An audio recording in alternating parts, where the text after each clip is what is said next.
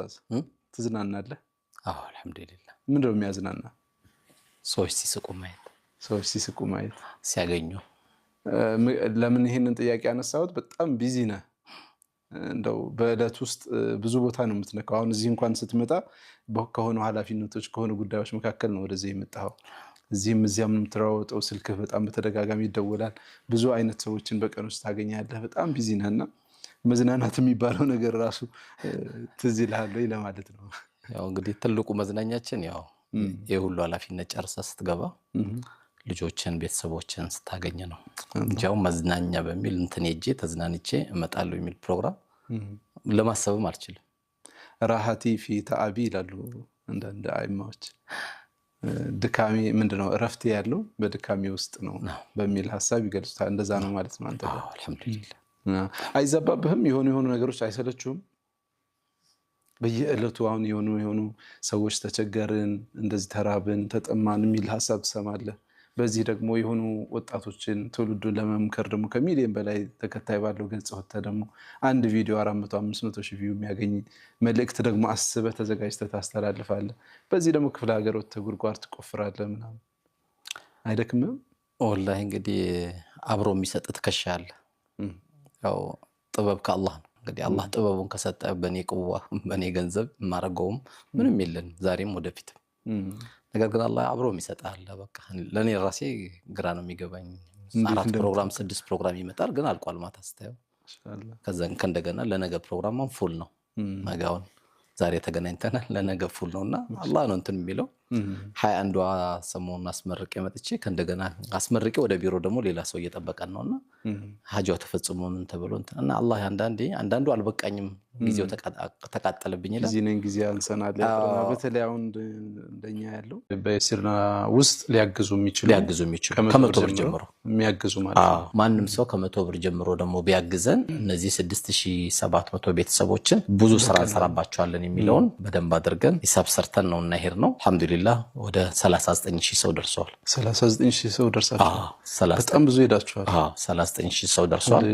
አላህ ካለ ጥሩ ዘመቻ አድርገን ለረመዳን 100,000 ለማድረስ ነው ምኞታችን። ኢንሻአላህ ይደርሳል ብዬ አስባለሁ። ተመልካቾች ኢንሻአላህ በየቤታችሁ እያያችሁ ነውና ዛሬ ፕሮግራም የሚከታተለው ሰው እኮ በቃ ቢገባኮ በቀናት ብቻ ታሪክ መስራት ይችላል። ምንድነው የሚያደርጉት አሁን እዚህ ውስጥ ለመመዝገብ በዚህ 100,000 ቻሌንጅ ውስጥ ለመመዝገብ ራሳቸውን አባል ለማድረግ ምንድነው የሚያደርጉት? ያው እንግዲህ ለአብዛኛው ሰው የሚቀለው በቴሌቪዥናችን ታች ባሉት 2 ስልክ እንዲደውሉ ነው የሚቀላቸው። አሁን ባዮ ላይ ገብታችሁ ሊንኩ ላይ ገብታችሁ ከምንል ለበለጠ መረጃ ስልክ አለ። በእነዚህ 2 ስልኮች ደውሎ ቢያናገሩን ጥሩ ማብራሪያ ሰጥቷቸዋል። በአብዛኛው ሰው ይሄ ሞባይል እንት ከፍተ ባዮ ላይ ገብተ ብለን ከምናደክሞ አይሱ ቀላል ነው የሚል ደግሞ ካለ ባዮ ላይ ገብቶ ማግኘት ይችላል መመዝገብ። ስለዚህ በስልኮቹ ቀጥታ መደወል ከዛ የሚያነሳው ሰው በደንብ አድርጎ ይመዝግባቸዋል፣ መንገዶችን ያሳያቸዋል። ተመልካቾቻችን ስክሪን ላይ የምታዩቸው ስልኮች አሉ።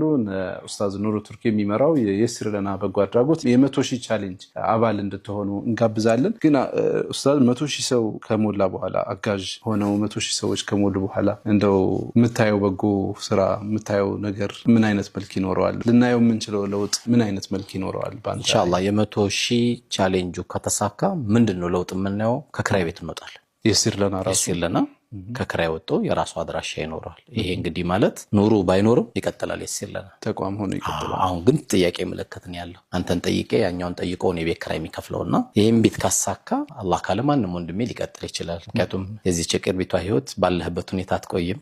ብዙ አይነት ነገር ሊገጥም ይችላል። ተቋም ይቀጥላል ማለት ነው። ትልቁ የቻሌንጅ የምንፈልገው ይሄን ቤት ለማሳካት አንድ ሁለተኛ ደግሞ ያው የሰው ፊትም ትቀንሳለህ። በዚህ መሐከል ስፖንሰርሺፑን ከቀጠልክ በዚህ ወራይ ነገሮችን ደግሞ የ100 ብሩ ከተሳካ በአላህ ፍቃድ ጥሩ ነገር እንሰራለን። የመጀመሪያው ግን ይሄን ትክክለኛ የምናሳየው ቤት የራሱ አድራሻ የለው ተከራይቶ ነው ያለው። ከዛ የትኛው ይከብዳል? ረመዳን መጀመሪያ ቀን ላይ ወይስ የመጨረሻዎቹ 10 ቀናት? መጀመሪያ ላይ አንድ ሁለት መጀመሪያ ይከብዳል ሲጀምረው። ብዙ ሰዎች ግን መጨረሻ ነው የሚከብዳቸው። መጽናት ስለሆነ እኮ ነው መጨረስ የሚባል ነገር ስላለ መጨረሻ አካባቢ ያው 1-2-3 ቀን እንትን ትለዋለህ። ትንሽ ደግሞ ለቀድሞም ትንሽ የጾም ትሬዲንግ ካለ ደግሞ ብዙም ከባድ። እሺ ረሃብ ወይስ ጥም የትኛው ይከብዳል? ጥም ይከብዳል። ለምን? ብዙ እያወራ ስለምትሄድ የመጀመሪያው የምታስቀድመው ጥም አይደል? ኦኬ ብዙ የደከመው ሰው እኮ ከምግብ በፊት ውሃ ነው ቶሎ የሚለው ብዙ ዳዕዋ ያደረገ ሰው ቶሎ የሚፈልገው ውሃ ነው እቺ በዳዕዋ የመጣች ናት የተጅሪባ ናት እሺ መርሐባ ቀጣዩ ጥያቄ በስሁር ሰዓት ተነስተህ ቆይ ሰዓት አይተህ 5 ደቂቃ ልተኛ ብለህ አልፎ ያውቃል ብዙ አልፎኛል በተለይ እስር ቤት ብዙ አልፎኛል መጠቀሚያ ሲስተሞች ስለሌሉ ብዙ ያልፋል በዛው በተኛበት ይነጋል ብዙ ያልፋል ግን ብለህ አንተ ውስጥ ማሳመን ያለብህ በቃ ጾመን መነየት ብቻ የምትፈልጋቸው ነገር እንደውም አንድ ወቅት ተቸግረን ሰዓት አርጉልን ብለን ለጾም የሚያስታውስ ማለት ነው ሰዓትን ስለሚያስወልቆ ሰዓት አርጉልን ብለን ሰዓቱን ማወቅ ስለማትችሉ ማለት ነው አትችልም በቪዲዮ ዳዕዋ ማድረግ ወይስ መድረክ ላይ ንግግር ማድረግ የትኛውን ትመርጣለህ በቪዲዮ ማድረግ በቪዲዮ ውስጥ ያዳምጣል ዓለም ነው የሚሄድልህ አጅር በጣም ሰፊ ነው የሚሆነው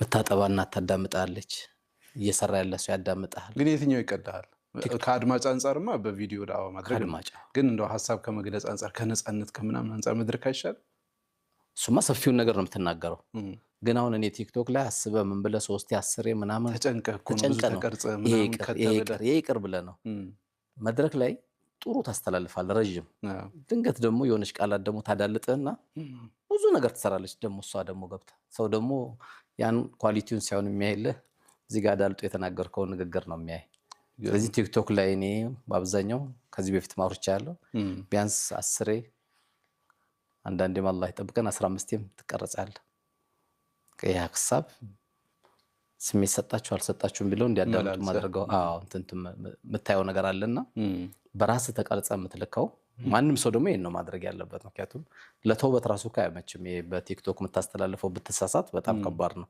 ሄዷል በቃ አንተ ለቀቅኳል ሄዷል አንዴ ካንተ ጆቷል አትቆጣጣረውምና ቲክቶክ ላይ አይተ ደምረ ቀንሰ ማንን ያስከፋል የማን ሞራል ይነካል ማንን ያነሳሳል ለማን ጥሩ ነው ብለ ያው ሂሳቡን ሰርተ ነው የምታቀርበው መርቀን የምታቀርብበት ቦታ አይደል እውነት ነው በአንድ ጊዜ 3 መፍታት حرام ነው ብዙ ሰው እንደዛ ነው ተናድጄ ነበር ይላል ሳይናደድ ሚስቱን የሚፈታ ሰው አለ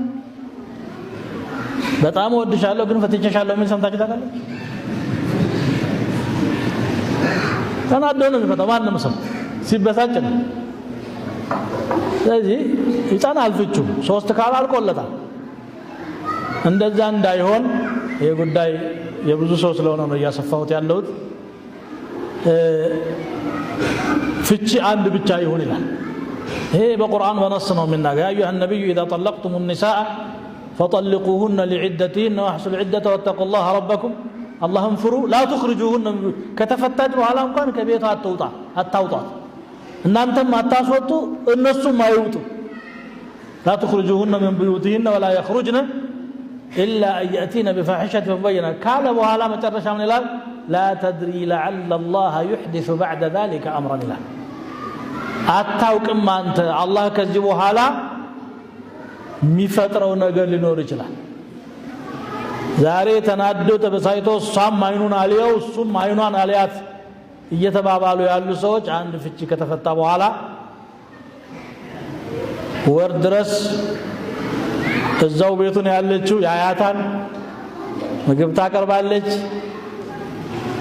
አትውጣ ተብሎ የለ እሷም እንደው መቼ በመለተኝ ያለች ሆና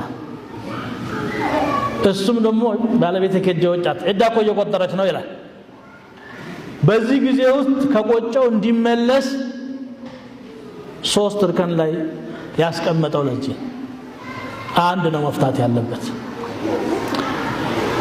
በዛ ሂደት ውስጥ ደግሞ አትሸፈንም አትሰተረው እዳው እስከሚያልቅ ድረስ የዘነው ያያት እንደውም ተዋበለትም ይገባል ለመመለስ ሰበብ እንዲሆን ማለት እንዲፈርስ አልፈለገም እንዴ